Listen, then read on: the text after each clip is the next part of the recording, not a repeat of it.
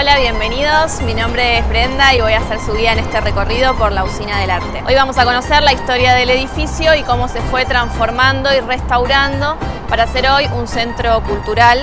¿Saben qué funcionaba antes en el edificio de la Usina del Arte? En 1914, la compañía Ítalo-Argentina de Electricidad llega a la ciudad de Buenos Aires para abastecer de energía eléctrica y la usina Pedro de Mendoza fue una de las más importantes en ese momento.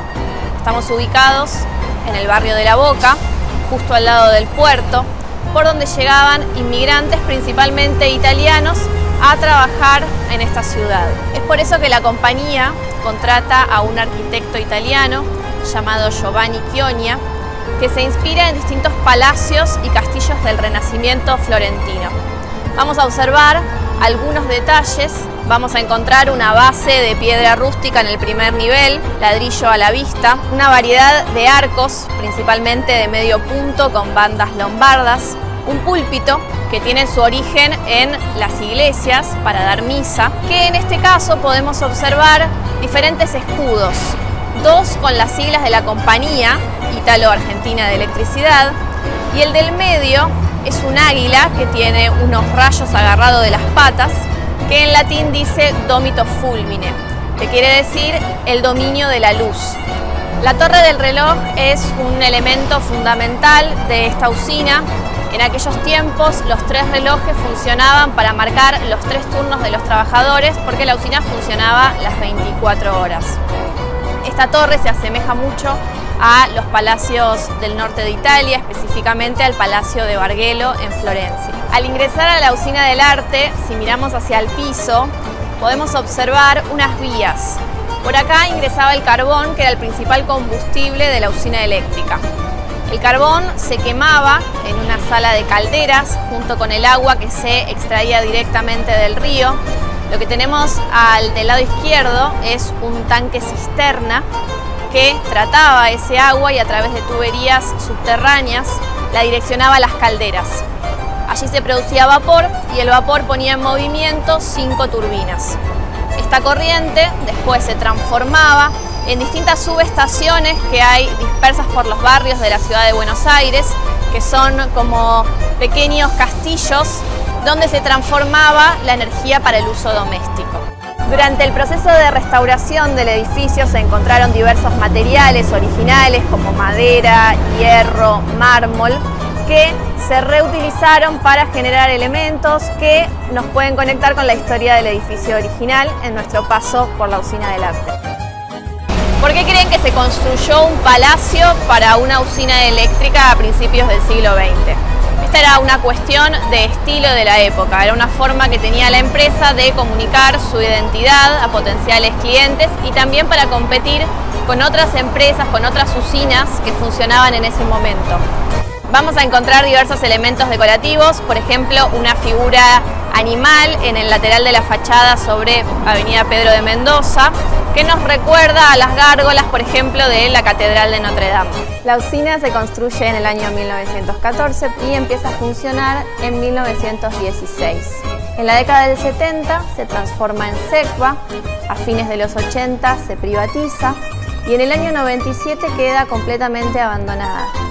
Fue en el año 2000 que se empieza a pensar un proyecto de restauración para transformar la usina en un centro cultural. El proceso de restauración comienza en el año 2007 a cargo de la Dirección de Infraestructura del Gobierno de la Ciudad de Buenos Aires y la Usina del Arte se inaugura en mayo del 2011. Hace un par de años, durante una de las visitas guiadas por el edificio, conocimos a Fernando y Susana. Fernando es un ex trabajador de la usina y su padre, Demetrio, trabajó en la usina de la Ítalo durante la década del 20 hasta la década del 60 y nos dejó diversos objetos que tienen que ver con la fábrica de aquel periodo. Estamos en la Sala Laberinto, que es un espacio destinado a las artes visuales. Lleva este nombre porque está construido en base a las columnas originales que eran el soporte de las turbinas. Podemos ver los tornillos originales y el ladrillo de vidrio que tapa las 5 aberturas rectangulares, dejando pasar la luz a la sala. Nos encontramos en el Salón Mayor. Esta sala originalmente era la sala de las turbinas. Donde hoy observamos en el piso 5 rectángulos que están cubiertos con ladrillo de vidrio, originalmente estaban insertas cada una de las máquinas. Las turbinas pesaban alrededor de 1 tonelada cada una. La sala de turbinas continúa la idea de palacio que se construye desde el exterior. Observamos una decoración con pilares de granito, con capitel mixto con las siglas de la compañía, unas cornisas que están ocultando los rieles que mueven el puente grúa. El puente grúa es la única máquina que quedó de aquella época, soporta 45 toneladas y tiene un gancho que servía para subir el carbón y un doble gancho para mover las turbinas. Tenemos unos balcones originales, también con hierro forjado, donde se encontraban las salas de control. Imagínense el ruido que había en esta sala de máquinas e incluso los gases que emanaban las turbinas y las chimeneas. Es por eso que muchos cuentan que se jubilaban sordos o que tenían que tomar una botella de leche al comienzo del día. Durante la restauración se decidió construir niveles intermedios que terminaron duplicando su superficie. Originalmente el edificio medía 7.500 metros cuadrados y hoy mide 15.000 metros cuadrados.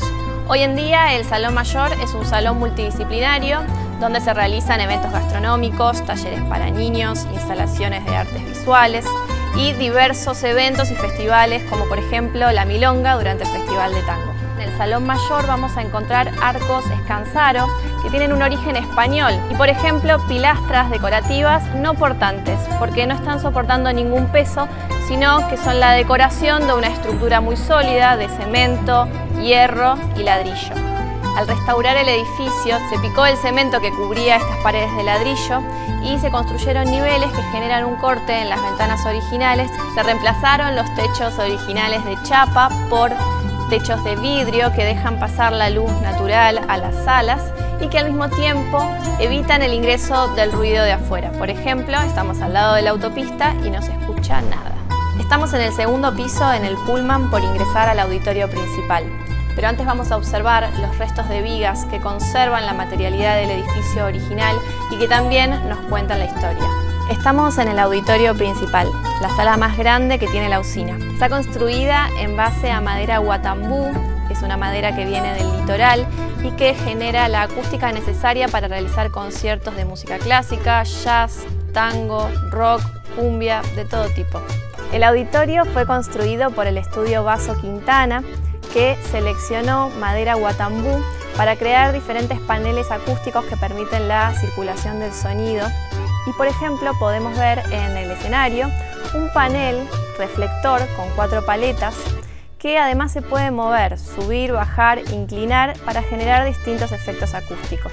Esta sala se inauguró en el año 2012 y en el último periodo podemos ver cómo creció la programación, la diversidad de conciertos, además de haber sido la primera sala pública y gratuita de la ciudad de Buenos Aires. Estamos en la sala de cámara, una sala con capacidad para 250 personas. A diferencia del auditorio principal, esta sala está completamente revestida de madera guatambú. Se ingresa por el escenario y está pensada para conciertos mucho más íntimos y con un contacto más directo entre el artista y el público. En los tiempos de la usina de la Ítalo, esto funcionaba como un taller mecánico. Estamos en la calle interna que nos conecta con el edificio anexo que fue construido en 1919 a 1921 y que era la vivienda de los ingenieros. Acá vivían con sus familias. Hoy en día funciona como museo del cine. El espacio con techo de tejas originalmente funcionaba como una escuela para los obreros donde aprendían el oficio. Desde este punto podemos ver la torre que corresponde al edificio de Museo del Cine. Esta torre ya tiene una impronta más medieval por el almenado que evoca las fortalezas, por ejemplo. En este caso está ocultando un tanque de agua. En la calle interna podemos observar una diversidad de formas que migraron de Europa. Por ejemplo, las ventanas bilobulares, los óculos, arcos góticos y arcos renacentistas.